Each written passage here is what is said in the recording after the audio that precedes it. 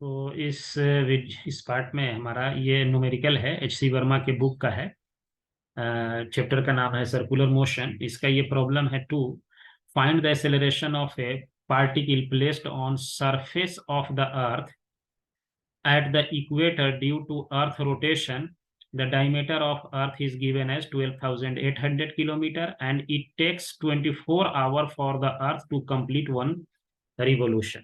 यानी कि ये अर्थ है मान लीजिए, और इसका जो है ये आपको यहाँ से यहाँ तक रेडियस जो है, ये रेडियस है, this radius is given as, ये डायमीटर है तो उसका हाफ कर लीजिए, 6,400 किलोमीटर अर्थ का जो रेडियस है वो दे रखा है। ये सोल्यूशन नंबर 2 है। तो इसको जब हम सॉल्व करेंगे, अब इसमें क्या निकालना है आपको कि find acceleration of the particle, particle का एक्सेलरेशन निकालना है जो इस पे हम प्लेस किए हुए हैं ऐसे, तो उसका एक्सेलरेशन निकालना है। तो सब अर्थ पे ये रोटेट करेगा, एक्सेलरेशन ऐसे, तो एक रोटेशन में जो है इसका जो स्पीड होगा, speed of the particle will be equal to 2 pi into r divided by time period. So 2 into pi is 3.14 and radius is 6,400 kilometer. So multiply it by 3, it will be in meter, and divided by time period is 24 hours. It is given time 24 hours. So 24 into 60 कर देंगे तो ये आपको इसका क्या निकल के आ जाएगा, वेलोसिटी, स्पीड निकल के आ जाएगा इस पार्टिकल का। तो आपका स्पीड जो है इसको सॉल्व कर लीजिए, कितना आता है। तो इसको जब आप सॉल्व करेंगे तो ये स्पीड आपको आता है 465, 465 के आसपास ही आएगा, अप्रोक्सीमेटली 465 मीटर पर सेकेंड है, ये आ गया। अब एक्सेलरेशन निकालना है तो acceleration is v square upon r, radius. So v is 465 का square divided by radius is how much, 6,400 into 10 to the power 3, तो ये मीटर में हो जाएगा। इसका हो गया, ये हो गया आपका। अब इसको जब हम सॉल्व करेंगे तो हमारा एक्सेलरेशन आएगा, वो एक्सेलरेशन हो रहा है 0.033 मीटर पर सेकेंड स्क्वायर आ जाएगा। तो ये दूसरा क्वेश्चन हमारा है। अब तीसरा देखते हैं इसमें। देखिए तीसरा प्रॉब्लम नंबर है ये, इसमें ये कह रहा है particle moves in circle of radius 1 centimetre at a speed given by v। ये रेडियस जो है इसका 1 सेंटीमीटर है, ये radius is 1 centimetre, r equal to 1 centimetre. ये सर्कुलर पाथ पे मूव कर रहा है एंड इसका स्पीड जो है दे रखा है 2 इंटू टी है, 2t दे रखा है, where v is in centimetre per second and t in second, centimetre per second ही है ये v। Find the radial acceleration of the particle at t equal to 1 second. t equal to 1 second पे radial acceleration आपको निकालना है, और क्या निकालना है, टेंजेंशियल एक्सेलरेशन निकालना है at t equal to 1 second. उसके बाद निकालना है find the magnitude of the acceleration at t equal to 1 second. तो इससे पहले हमने ये जो रेडियल और टेंजेंशियल दोनों एक्सेलरेशन का हमने, जब इसका ये वाला स्पीड कांस्टेंट नहीं हो तो हमने निकाला था कि टेंजेंशियल एक्सेलरेशन, ये हमारा लेक्चर नंबर 4 में है जिसका डिस्क्रिप्शन आपको यहाँ मिलेगा। तो टेंजेंशियल एक्सेलरेशन क्या होता है, dv बाई dt होता है। इसका डिस्कशन हमने किया हुआ है ऑलरेडी, आप लेक्चर नंबर 4 देख सकते हैं। तो ये आपका हो गया 2, और इसको डिफरेंशिएट कर दिए वेलोसिटी का यहाँ डाल करके 2, v के जगह पे 2t डाल देंगे तो dt बाई dt कैंसिल हो जाएगा। तो टेंजेंशियल हमारा एक्सेलरेशन हो गया 2 सेंटीमीटर पर सेकेंड स्क्वायर हो गया। टेंजेंशियल एक्सेलरेशन हमारा 2 सेंटीमीटर पर सेकेंड स्क्वायर हो गया। अब हमारे पास निकालना है क्या है, रेडियल एक्सेलरेशन निकालना है at time t equal to 1 second दे रखा है, ये t इक्वल टू 1 सेकेंड है। तो रेडियल एक्सेलरेशन का हम जानते हैं कि ये क्या होता है, v स्क्वायर बाई r होता है। ये this is called radial acceleration, इधर जो रेडियल एक्सेलरेशन कहलाता है। तो हमारे पास वेलोसिटी कितना है, 2t का स्क्वायर स्पीड है ये, divided by radius is 1 centimetre. अब यहाँ देखिए टाइम कह रहा है कितना लेना है, 1 लेना है, तो 2 इंटू 1 का square divided by 2, so it divided by 1, सो ये आपको हो जाएगा 4 सेंटीमीटर पर सेकेंड स्क्वायर हो गया। तो ये पार्ट 2 निकल गया। अब तीसरा पार्ट देखिए क्या कह रहा है इसमें, थर्ड पार्ट कह रहा है इसका कि find the magnitude of the acceleration. अब दो एक्सेलरेशन है, एक देखिए, एक ऐसे लग रहा है, दूसरा कैसे लग रहा है, ऐसे लग रहा है। This is tangential acceleration and this is radial acceleration. तो टेंजेंशियल एक्सेलरेशन और रेडियल एक्सेलरेशन को का रिजल्टेंट निकालना है, यानी दो वेक्टर है तो ये रिजल्टेंट निकालना है। ये एंगल कितना है, 90 डिग्री है, ये ध्यान रखिएगा। दोनों टेंजेंशियल और रेडियल एक्सेलरेशन के बीच एंगल हमेशा 90 डिग्री होता है। तो अब जब हम इसको 90 डिग्री ये एंगल है तो रिजल्टेंट वेक्टर ही निकालना है। दो वेक्टर के बीच एंगल कितना है, 90 डिग्री है। तो टेंजेंशियल का स्क्वायर प्लस रेडियल का स्क्वायर का अंडर रूट हो जाएगा। दो वेक्टर 90 डिग्री जब इंक्लाइंड होता है तो a square plus b square plus 2ab cos theta होता है। और कॉस थीटा यहाँ क्या है, थीटा यहाँ 90 है तो वो 2ab वाला पार्ट 0 हो जाएगा। तो यहाँ आप देखेंगे इसको तो ये आपका टेंजेंशियल कितना निकला है, 2 का स्क्वायर प्लस रेडियल निकला है 4, तो इसका स्क्वायर हो गया। इट मीन्स ये रूट अंडर 20 हो जाएगा, ये सेंटीमीटर पर सेकेंड स्क्वायर हो गया। तो ये हमारा तीसरा पार्ट भी हो गया। अब देखते हैं क्वेश्चन नंबर 4।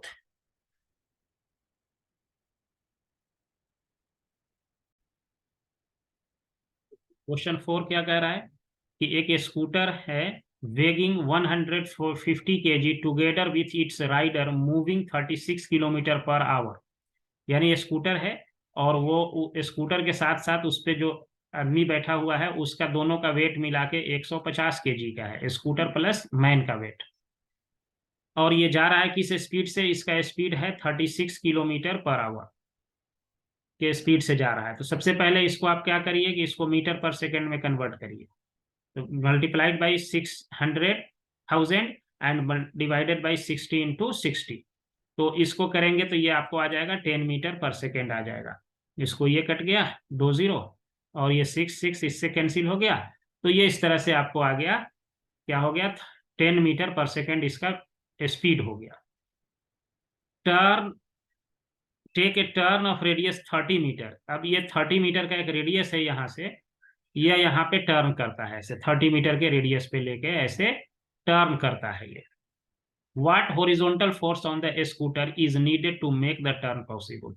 पूछ रहा है कितना फोर्स चाहिए इसको जो है टर्न को पॉसिबल करने के लिए। जैसे ही ये टर्न करेगा तो उस समय देखिए कि इसके सेंटर के तरफ जो है कि एक्सेलरेशन एक्ट करेगा। That acceleration is a which is equal to v square by r and v is 10 into 10 divided by radius is 30 metre.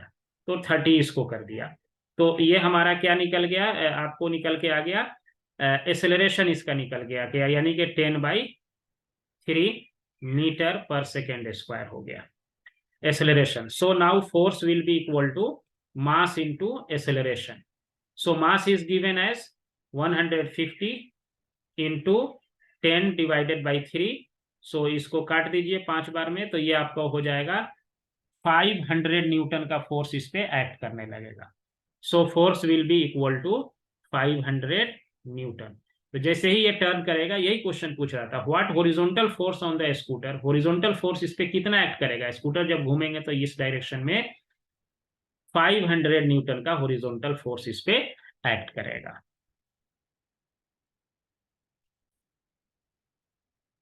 Question number 5 देखिए क्या कह रहा है। If the horizontal force needed for the turn in the previous problem is to be supplied by normal force by the road, what should be the proper angle of banking। देखिए ये हमने ये भी डिस्कस किया था lecture number 4 में, जिसका description आपको मिल जाएगा इसमें वीडियो में। तो वो कह रहा है कि नॉर्मल फोर्स से अगर इसको प्रोवाइड करना हो, ये जो हॉरिजॉन्टल फोर्स अभी क्वेश्चन नंबर 4 में जो 500 न्यूटन का यहाँ आया था, तो कह रहा है कि अगर हमको नॉर्मल से ये फोर्स प्रोवाइड करना हो तो कह रहा है कि एंगल कितना बनेगा, रोड को कितना ऊंचा कर देना पड़ेगा। यही वाला हमारा बैंकिंग ऑफ रोड का था कि इस साइड वाला रोड को क्या कर देते थे, ऊंचा कर दिए थे, और ये जो एंगल बना था यही हमारा थीटा एंगल बना था। तो इस tan थीटा जो हमारा वैल्यू आया था that was equal to v square by r into g था। यही निकालना है हमको। अब v का वैल्यू हम निकाल चुके हैं अभी प्रॉब्लम नंबर 4 में कि ये 10 था, तो 10 इंटू 10 हो गया। रेडियस 30 दे ही रखा है पहले वाले में, और इंटू जी का वैल्यू जो है कि आप 10 ले लीजिए, तो इससे ये कट जाएगा, इससे ये कट गया। उसके बाद tan थीटा आपका आ गया, tan theta is 1/3, so theta will be equal to tan inverse 1/3। तो यानी कि आपको बैंकिंग रोड को, यानी रोड को जो उठाना पड़ेगा जितना एंगल से, वो इक्वल टू है tan इनवर्स 1/3 के। अब देखते हैं 6 क्वेश्चन। 6 क्वेश्चन देखिए, ये सारे क्वेश्चन देखिए। क्वेश्चन नंबर 6 भी 5 के तरह ही है, कि इसमें ये कह रहा है कि आपका जो है कि एक पार्क है जिसका रेडियस 10 सेंटीमीटर का है। तो एक पार्क है, हम एक रेडियस 10 सेंटीमीटर का जो है ये बना लेते हैं। आपको एक पार्क है जिसका रेडियस जो है ये देखिए 10 सेंटीमीटर का है, 10 सेंटीमीटर हो गया। ये रेडियस जो है 10 सेंटीमीटर का है, पार्क का रेडियस है। ये सॉल्यूशन नंबर 6 है। क्या है आपका? 10 सेंटीमीटर का इसका रेडियस है। और कह रहा है if vehicle goes round it at average speed, average speed दे रखा है 18 किलोमीटर पर आवर है। तो इसको मीटर पर सेकंड में सबसे पहले कन्वर्ट कर लेते हैं। Multiplied by 1000 divided by hour को सेकंड में कन्वर्ट करिए, 60 इंटू 60 आ जाएगा। 2 0 से ये 2 0 कैंसिल हो गया, 6 से ये 3 बार में हो गया, 3 से ये 2 बार में हो गया, 2 से ये 5 बार में हो गया। इसका मतलब है 5 मीटर पर सेकेंड हो गया। तो इसका स्पीड निकल गया 5 मीटर पर second. What should be the proper angle of banking? ये अब इसको जो है पार्क से जब ये यहाँ पे ऐसे घुमा रहे हैं तो कह रहा है कि यहाँ पे रोड को कितना उठा देना चाहिए ये। तो प्रॉपर बैंकिंग के लिए अभी थीटा लिखे थे, tan theta equal to VA² by R into g हो गया। So V is our 5 into 5 and radius is 10 multiplied by g का भी वैल्यू 10 है। तो इसको काट दीजिए 5 से 2 बार में और 5 से 2 बार में, तो ये आपको यहां से निकल जाएगा 1/4 हो गया। It means tan theta is 1/4। तो थीटा आपका कितना हो जाएगा? tan थीटा इज 1/4, तो theta will be equal to tan inverse 1/4 हो गया।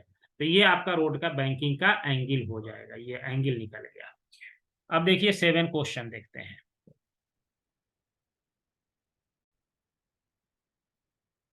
तो 7th के लिए यहाँ एक हम सॉल्यूशन नंबर 7 लिखते हैं। सॉल्यूशन 7 देखिए 7 में क्या कह रहा है आपका, पहले एक सर्किल बना लेते हैं। ये 7th के लिए ये आपका एक सर्किल है। अब इसमें देखिए ये जो सर्किल है इसमें आपको कह रहा है कि if road of A previous problem is horizontal, अगर रोड हमारे पास एक हॉरिजॉन्टल हो जाए, और यहाँ से क्या कह रहा है कि नो बैंकिंग, बैंकिंग नहीं किए हैं, रोड आपका हॉरिजॉन्टल जा रहा है।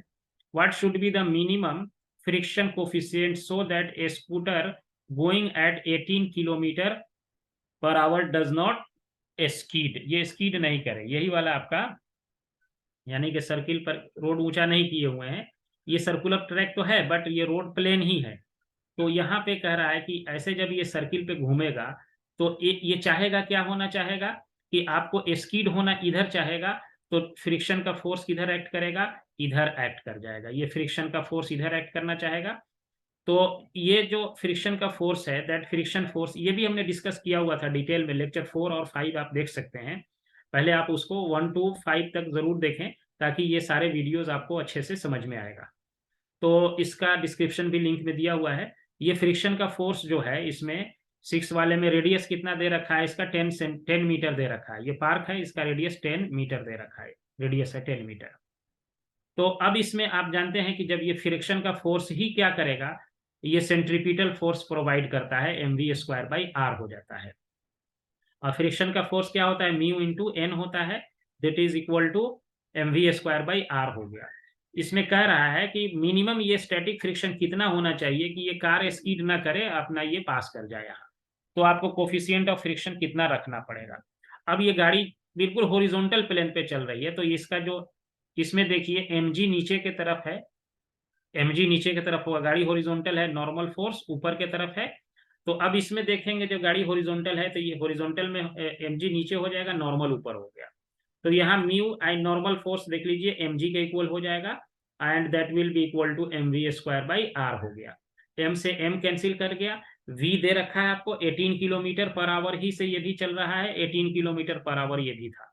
अब इन सारे वैल्यूज को यहाँ डाल दीजिए और इससे आपको क्या है कि म्यू का वैल्यू निकल जाएगा। वी स्क्वायर कितना होगा, 18 का मीटर पर सेकेंड में कन्वर्ट किए थे तो ये 5 आया था, 5 का square divided by r is 10 into, और ये जी का वैल्यू भी आप 10 ले लीजिए, तो ये 25 डिवाइडेड बाई 100 करेंगे तो mu will be equal to 0.25। इतना अगर कोफिशिएंट ऑफ फ्रिक्शन रहा between the car and the tyre, between the tyre and the road, तो ये गाड़ी आपकी स्किड नहीं करेगी। नेक्स्ट 8 क्वेश्चन देखते हैं इसमें। A circular road of radius 50 meter has angle of banking 30 degree. At what speed should a vehicle go on this road so that friction is not used? Friction use करने को ये भी discuss किया हुआ है, आप सारे मेरे लेक्चर्स को देखेंगे 1 to 5 तक, तो सारे कंसेप्ट जो है सारे क्लियर हो जाएंगे। अब देखिए एक सर्कुलर पाथ है इस तरीके से, ये सर्कुलर पाथ दे रखा है आपको, इसका रेडियस कितना दे रखा है 50 मीटर है, और ये रोड बैंकिंग वाला है, यानी एक साइड ऊंचा कर दिया गया है जहां पे ये टर्निंग होता है। तो उस केस में हमारा tan थीटा जो होता है वो क्या होता है, v square by r into g होता है। और यहाँ क्या tan थीटा कितना दे रखा है, 30 दे रखा है।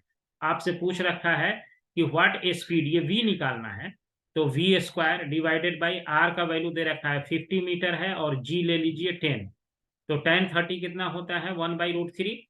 तो इसको आप जो है सॉल्व करिए, तो यहाँ से हो जाएगा, ये इधर जाके 500 मल्टीप्लाई हो जाएगा, 500 डिवाइडेड बाई √3 इक्वल टू हो गया वी स्क्वायर।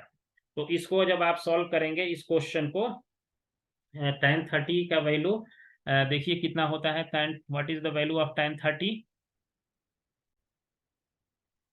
ये v will be equal to √500 divided by √3। इसको सॉल्व करेंगे तो ये आएगा 17 मीटर पर सेकेंड, यानी 17 मीटर पर सेकेंड से अगर इसको मूव करेंगे तो ये क्या होगा, गाड़ी आपकी इसमें फ्रिक्शन की जरूरत नहीं पड़ेगी।